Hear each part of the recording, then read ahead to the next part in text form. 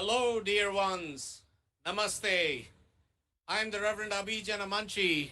My pronouns are he, him, serving Cedar Lane Unitarian Universalist Church in Bethesda, Maryland. We are live on this gorgeous fall day from the historic National City Christian Church in Washington, D.C. in the midst of this consequential election season as we send out sounds for justice and honks and prayers for a just democracy and commitment to count every vote and for a safe and fair election this day. You are joining a more prophetic vote as we ring out bells, shine a light, and pray prophecy together for a just democracy. It is my honor and joy to introduce a prophetic activist for revolutionary love, spiritual teacher and friend, the Reverend Dr. Jackie Lewis, Senior Minister, Middle Collegiate Church, New York City, who will lead us in prayer, followed by the Reverend Dr. Willie Dwayne Francois III, pastor, Mount Zion Baptist Church in Pleasantville, New Jersey, who will offer a reflection. He will then be followed by Rabbi Noah Diamondstein, Assistant Rabbi at Temple Sinai in D.C. Before moving to D.C. in July, Rabbi Diamondstein was working at the Jewish Center for Justice in L.A. He is deeply committed to sounding the call for justice and embodying Dr. King's vision of the beloved community where all are welcome. And we will conclude our time together with a testimony from Erica Cox from Washington State. Welcome.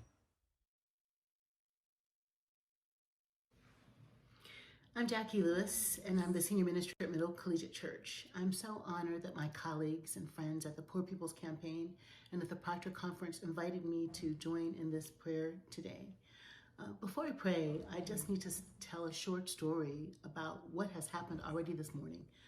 My congregation has spread itself out around the city to do some work at polls, being chaplains and support, doing poll work. One of our young members, Kaliswa Brewster, was assigned to go to the Brady School out in Brooklyn, Brighton Beach, and for some reason, though she was there at 5 o'clock, those polls were not ready to open until about 8:15. She and a bunch of volunteers struggled to keep cold people calm, struggled to find out how to plug in the ballot machines, struggled with our support. We called Congress people and we called district attorneys and we called the AG office and we called all the voting numbers, and those folks persisted and got that polling place open. And now a slew of volunteers, from a lawyer at ACLU to my clergy colleagues to poll chaplains, have all rallied around this situation in Brooklyn to support Kaliswa as she supports the vote. We have come over a way that with tears has been watered. Kaliswa's like Fannie Lou Hamer this morning, walking up and down the lanes in Ruleville, Mississippi, making sure that people could vote. She's like my great Uncle George, registering people to vote. She's like C.T. Vivian. She's like John Lewis. She's like Ruby Sales. She's like you. She's like all of you who have stood in line, who have volunteered, who have marched, who have worked to make sure legislation stays in place, who have tried to beat back down voter suppression and redistricting. I'm so proud today to be in this great cloud of witnesses who do not give up, who persist. So I'm praying Thanksgiving today for Kaliswa, for all the people who at the Grady School did not stop, for all the people who answered my emails and calls, for Emma, for Laura, for Amanda, for Graham. Politics is local and it is national and global. Politics is personal and of course it's political. And my personal prayer today is people show up and people don't stop. So all those folks who are standing out in line now today, waiting to vote, wherever you are, May God be with you in the voting booth. May God be with you as you stand in line in the cold. May God be with you as you're thirsty and tired. May you persist. May you hang in and vote for love and vote for justice and vote for peace. May the poll workers smile at you and delight in your tenacity. May you celebrate today that your body did something important today. And if you've already voted, call your friends. If you've already voted, click into phone banks or text banks and make sure that you encourage someone in the swing states to get to the polls. This is a prayer of thanksgiving, and it's a prayer of exhortation. We cannot give up. We must not give up. We will not give up. We will not stop, because we who believe in freedom cannot rest until it comes. Holy God, bless all of the human bodies today standing up for justice in your many names and in the name of the brown Palestinian Jew named Jesus, who taught us how to love. Amen. Hi, I'm Willie Dwayne Francois III, pastor of Mount Zion Baptist Church in Pleasantville, New Jersey, and I've never been more excited about the opportunity to vote and never been more anxious about the results of that vote. We are in a very critical moment in the nature, the identity of our nation, and it's really the power of citizens exercising their right to vote that actually makes a democracy a democracy.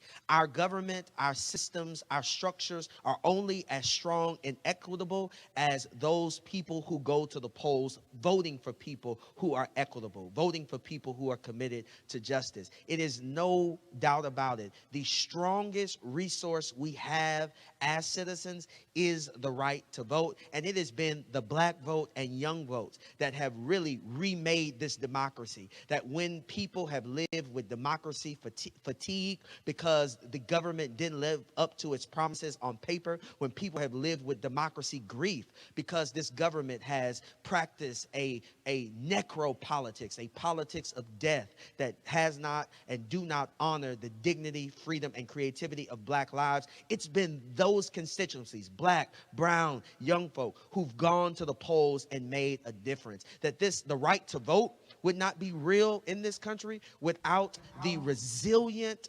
engagement of black folk. We wouldn't have signature legislation without the participation of black and brown and young voters. And so now is a moment that we must tell ourselves that we are democracy first responders, that we will not allow our democracy to die. And when I'm talking about the death of democracy, I'm not just talking about the death of a system of government. I'm talking about the fundamental freedoms that allow us to be who we are as communities, as individuals, and as a nation. I'm talking about we are fighting now for the right to protest. We're fighting for the right to keep voting. We're fighting for health care. We're fighting for so many kitchen table issues, like what does it mean to ensure that every child gets a high quality education? What does it mean to make sure that every household is guaranteed food and guaranteed a place, a household, guaranteed a place to live? And now more than ever, we need you. We need all of us to see ourselves as democracy defenders, as democracy first responders, so we can protect those things that allow us to be free and to realize the kind of repair that we need in this country: racial repair, economic repair, gender repair in this country. Now more than ever, state and local elections are important in ways that we never thought. With a Supreme Court that is now tilted, imbalanced, against justice, against liberty, against civil and human rights, it's going to be on the state and local level that we're actually going to be able to protect our lives and protect our futures. We have to stand today. We have to stand now as the bridge between the past and the possible, and our vote is what will make that happen. Because no matter what happens in Washington, if we vote down ballot, as we make sure we send the right people to the school board, we send the right people into city council and mayor seats, we send the the right people to state houses, that is how we'll be able to inoculate ourselves in some ways from the tyranny that can happen, the tyranny and the gridlock that often happens in Washington. So we're voting at the top of the ticket, but we also know now more than ever, we are voting all the way down because we are going to expand democracy. We're going to protect the right to flourish and the right to grow and the right to live on the local level all the way up. And so make sure you know just how important your vote is, because your vote may be the vote that tips the scale of our nation from evil to justice.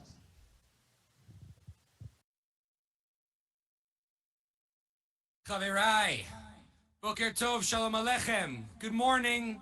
May the blessing of peace be upon you all. My friends, we ring bells today for a just democracy.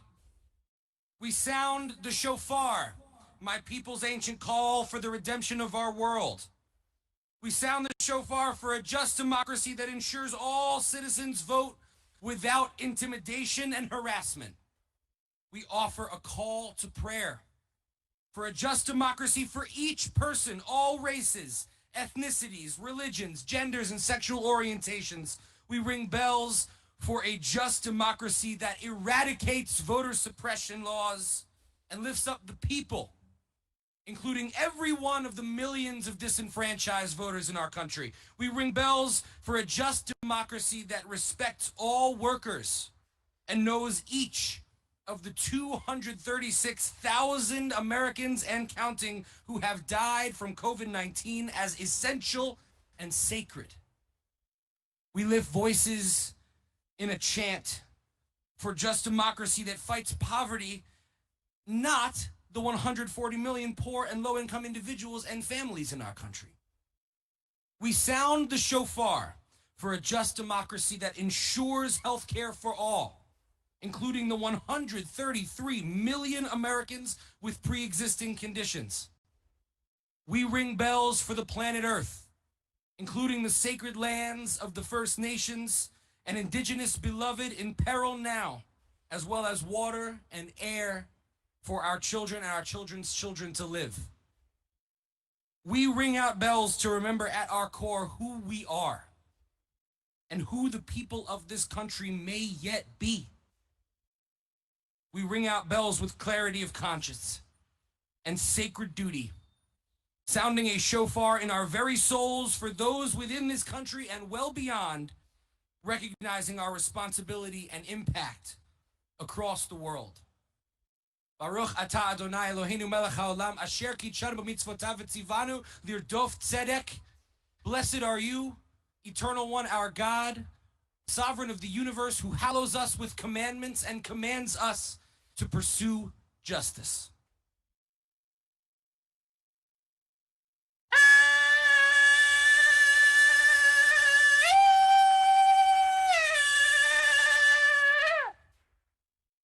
Amen.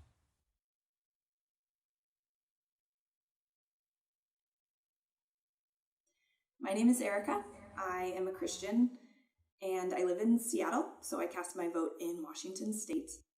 The 2020 election is important to me because it feels like a really significant chance to oppose the self-preservation that has become even more accepted and glorified in our country in recent years.